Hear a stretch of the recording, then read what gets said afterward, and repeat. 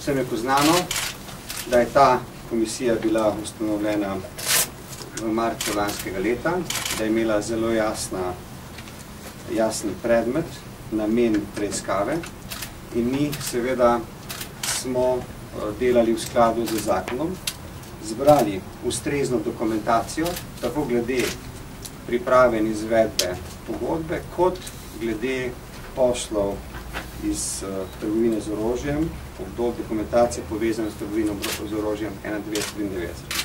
Izvajali smo ustrezna pripravljalna preiskovalna dejanja, izvajali tudi ustrezne dokaze. Ugotavljamo, tako tudi zakon zahteva, da to predočimo, da je bilo delo preiskovalne komisije potem, ko smo predočili temeljni razkorak med fiktivno ponudbo posrednika Rotis d.o.o. in pa seveda podpisano pogodbo, da je bilo to delo ovirano in na koncu tudi politično onemogočeno. Najprej so nas napadali tuji dobavitelji, Ministrstvo za obrambo. Potem, ko pa so na Finskem začeli izvajati ustrezna preiskovalna dejanja, so se napadi tujih dobaviteljev zmanjšali, ukrepili pa so se napadi domače politike. Glede na predloge sklepov, to niti ni čudno, ker komisija bi predlagala državnemu zboru, da se ne more odpraviti sum, da je bil posel v zvezi z nabavo vozil 8x8 politično dogovoren, voden netransparentno in da je po svoji naravi negospodarno. In seveda predlagali bi državnemu zboru, da gotovi obstoj prisotnosti klientelizma in korupcije in predlagali ustreznim organom, da na tej podlagi ukrepi.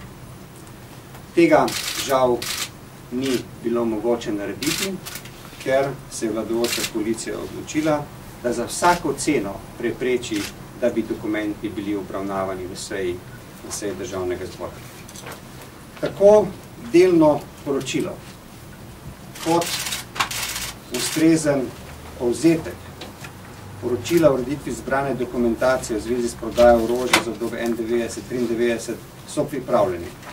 Nekaj teh dokumentov je internih, nekaj teh dokumentov je strogo tajnih. Mi obžalujemo, da se je zgodil puč v komisiji in to na trenutku, ko se je komisija na zahtevo finskih preiskovalnih organov želela sestati tudi z njimi, zato da bi se pogovorili o ozadju teh afer. In to je nezaslišano. Sam ocenjujem, da je sedaj na potezi do volitev vladajoča koalicija, naj sama povabi finske preiskovalne organe in seveda naj se pospešeno zaključijo postopki, predkazenski postopki, ki očitno intenzivno tečejo na Finskem.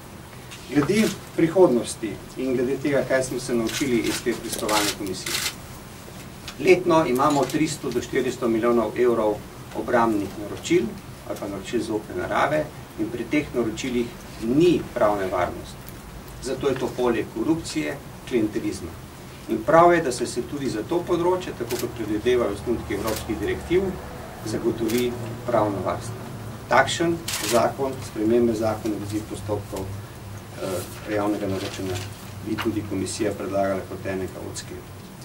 In če se bo to zagotovilo, potem ne bo zagotovljeno samo pravno varstvo neizbranim ponudnikom, predvsem bo zaščiten javni interes in to je interes davkoplačevalcev.